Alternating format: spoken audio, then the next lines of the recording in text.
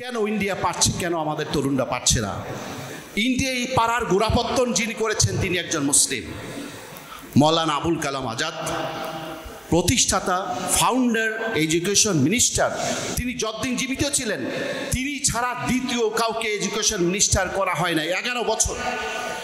এই 11 বছরের ভিতরে ইন্ডিয়াতে তিনি একটি গুরুত্বপূর্ণ শিক্ষা প্রতিষ্ঠানের গোড়াপত্তন করেছেন, সেটি হলো আইআইটি খড়গপুর, যেটি তিনি প্রতিষ্ঠা করলেন।